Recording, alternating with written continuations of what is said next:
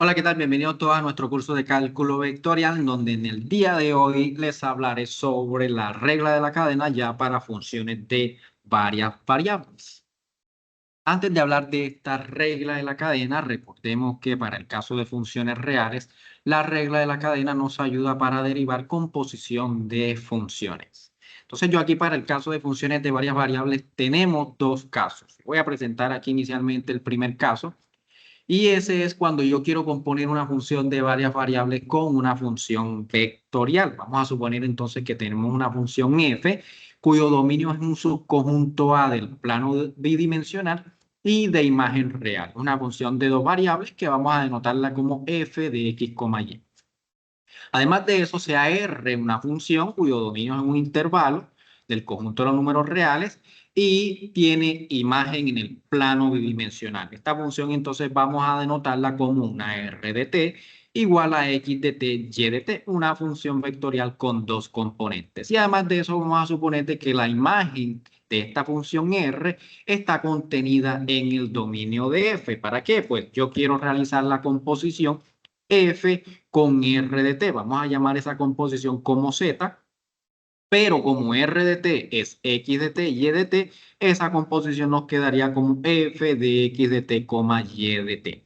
Esta es una función, miren, que depende nada más de t y tiene imagen real. ¿Por qué? Porque f, que es la que actúa finalmente, tiene imagen real. Esta composición nos indica cómo se está comportando f a lo largo de la curva obtenida a partir de esta función vectorial. Vamos a suponer, por ejemplo, para dar un ejemplo, vamos a suponer que f sea la temperatura en una lámina. Podemos considerar esto aquí como una lámina circular, ¿sí?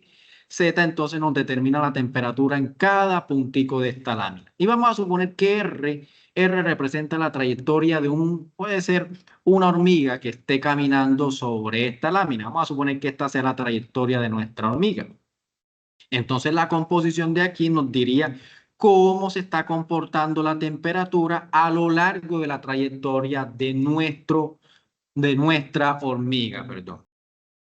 Entonces yo me podría preguntar, bueno, ¿cómo está cambiando, qué tan rápido está cambiando nuestra función temperatura a lo largo de cualquier puntico de la trayectoria de nuestra hormiga? ¿Cómo podemos calcular esa rapidez de cambio de temperatura? Pues derivando esta función z de t, que sería esta composición.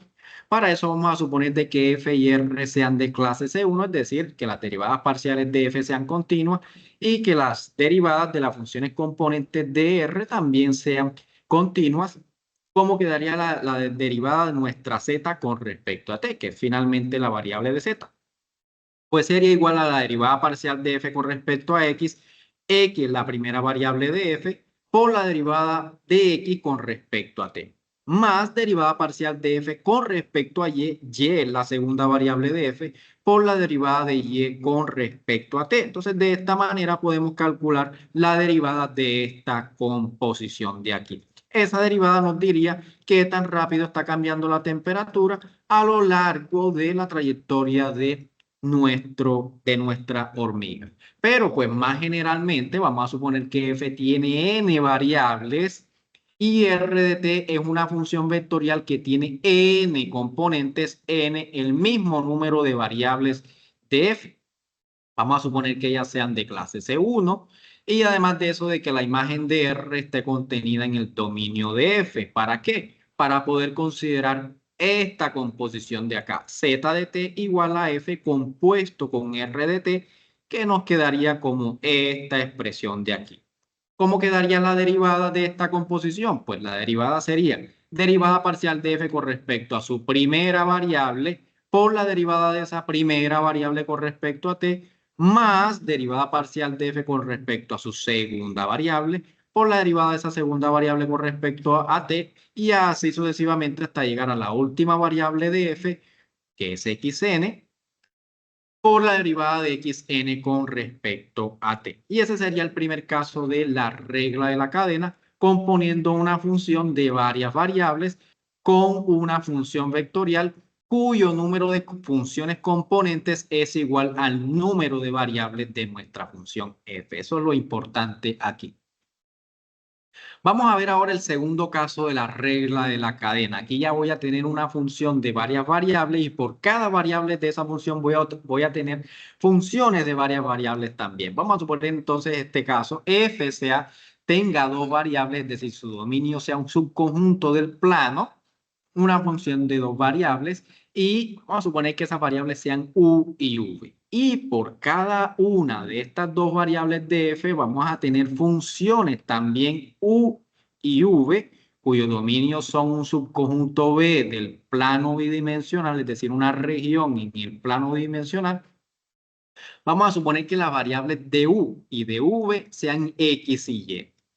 Entonces podemos realizar esta composición z de x de y va a ser igual a f de la primera variable de u de f es u. Ahí voy a colocar la función u de x, y vamos a tomar acá v de x, y. Entonces estoy componiendo f con dos funciones de varias variables, una por cada variable de f. Entonces, ¿cómo podemos derivar esa composición? Miren que ya esta composición z va a depender de x y de y. Entonces, tenemos que calcular dos derivadas parciales. Vamos a suponer que f, u y v sean de clase C1.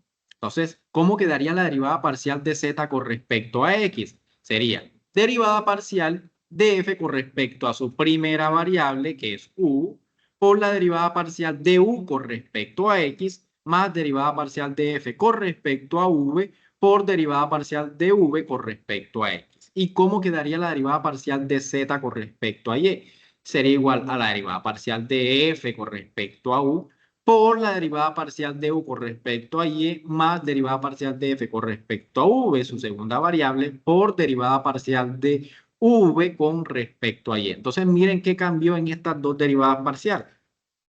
Pues simplemente que aquí, con respecto a x, las variables de f las derivo es con respecto a x y ya para este caso de acá con respecto a y, las variables de f las derivo es con respecto a y. Estas derivadas parciales o este tipo de composiciones son de mucha utilidad cuando nos veamos obligados de utilizar otro tipo de coordenadas para expresar nuestra función f. Por ejemplo, más adelante veremos las coordenadas polares, las coordenadas esféricas, las coordenadas cilíndricas. Este nuevo tipo de coordenadas nos ayudan a simplificar a nuestra función f y nos permite estudiar a nuestra función f con una mayor facilidad.